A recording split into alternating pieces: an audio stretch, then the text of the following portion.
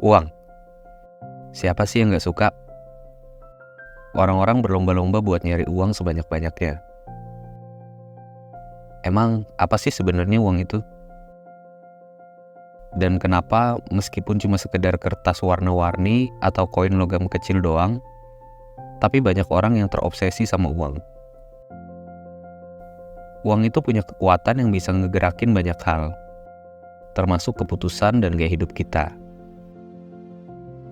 Jadi, apa sih sebenarnya uang?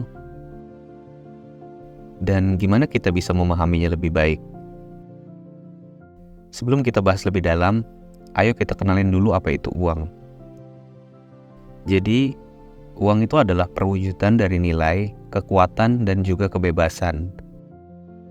Ketika kita ngomongin tentang uang, kita juga ngomongin tentang kekuatan atau kemampuan buat membeli, untuk memenuhi kebutuhan dan keinginan kita.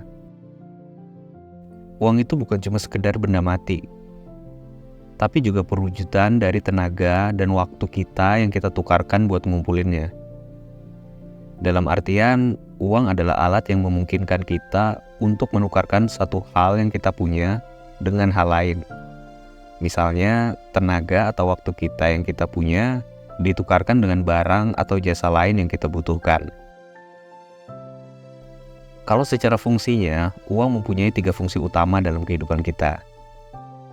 Yang pertama, jelas fungsinya sebagai alat tukar, yang mana buat memfasilitasi pertukaran barang dan jasa kita sehari-hari. Bayangin aja kalau nggak ada uang, mungkin kita masih melakukan sistem barter sampai sekarang. Nah, dengan adanya uang, proses ini jauh menjadi lebih mudah, lebih cepat, dan juga lebih efisien. Kedua, uang berfungsi sebagai standar nilai. Artinya, uang memberikan kita cara untuk mengukur nilai berbagai barang atau jasa. Misalnya, ketika kita ngelihat harga sebuah buku, kita dapat dengan mudah membandingkannya dengan harga produk lain dalam mata uang yang sama. Ketiga, uang adalah salah satu alat penyimpanan nilai, yang mana memungkinkan kita untuk menyimpan kekayaan buat bisa digunakan di masa depan. Contohnya dengan kita menabung di bank atau berinvestasi, kita dapat mempertahankan nilai kekayaan kita dari efek inflasi dan juga mempersiapkan diri untuk kebutuhan mendesak suatu saat nanti. Sekarang kita coba lihat gimana uang berkembang dari masa ke masa. Zaman dulu banget, masyarakat itu bertransaksi dengan cara melakukan barter atau pertukaran barang langsung satu sama lain. Contohnya, seseorang tuh bisa menukarkan sapi dengan gandum. Tapi makin kesini orang-orang merasakan sistem barter ini udah nggak praktis lagi. Maka dari itu, manusia mulai menggunakan benda-benda yang dianggap bernilai atau langka sebagai salah satu mata uangnya. Awalnya manusia menggunakan kerang, garam, lalu logam berharga kayak emas dan perak, yang mana ini juga masih digunakan sampai sekarang. Tapi membawa sejumput emas di kantong itu kan jadi nggak praktis. Jadi orang-orang mulai menciptakan uang kertas, yang mana jadi lebih mudah dibawa dan juga digunakan. Sampai sekarang kita punya uang digital. Ini membuat hidup kita jauh lebih mudah lagi. Dengan cuma menggunakan ponsel atau kartu kredit, sekarang kita udah bisa melakukan pembayaran apapun dan dimanapun. Sekarang, setelah kita ngelihat gimana uang berkembang dari waktu ke waktu, kita fokuskan perannya uang dalam ekonomi. Uang gak hanya mempengaruhi kehidupan kita sehari-hari, tapi juga merupakan tulang punggung dari sistem ekonomi yang kompleks yang menggerakkan dunia saat ini. Uang memfasilitasi perdagangan, memungkinkan kita untuk menukar barang atau jasa dengan lebih efisien. Tanpa uang, proses ini akan menjadi jauh lebih sulit dan juga rumit.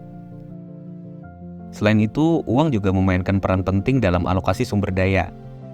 Dengan uang sebagai ukuran nilai, kita dapat menentukan mana yang lebih bernilai dan mengalokasikan sumber daya kita ke hal yang lebih tepat secara efisien, sehingga semuanya bisa terukur. Dan yang gak kalah pentingnya, uang juga mendorong pertumbuhan ekonomi. Dengan adanya uang yang beredar, masyarakat dapat melakukan investasi, memulai bisnis, dan juga menciptakan lapangan kerja, yang mana akhirnya meningkatkan kesejahteraan ekonomi secara keseluruhan. Nah, itu sekilas tentang perjalanan kita dalam memahami dunia uang. Dari konsep dasar sampai sejarahnya, kita udah ngeliat gimana uang nggak hanya menjadi bagian penting dari kehidupan kita, tapi juga memiliki peran yang kuat dalam menggerakkan roda ekonomi dunia. Namun jangan lupa juga, kalau uang itu hanyalah alat. Meskipun penting, kebahagiaan dan keberhasilan sejati itu nggak hanya bergantung sama seberapa banyak uang yang kita miliki, tapi juga pada bagaimana kita menggunakan uang tersebut buat mencapai tujuan hidup kita. Dan juga bisa memberikan dampak positif pada dunia dan sekitar kita. Jadi, mulailah memahami uang dengan lebih baik. Kelola keuangan kamu dengan bijak, dan jangan ragu untuk menjadikan uang sebagai alat untuk mencapai impian kamu. Terima kasih buat kamu yang sudah menonton sampai sejauh ini. Jangan lupa bantu channel ini berkembang dengan cara like dan juga subscribe. Serta tinggalkan komen jika ada pertanyaan atau hal apa lagi nih yang harus kita bahas.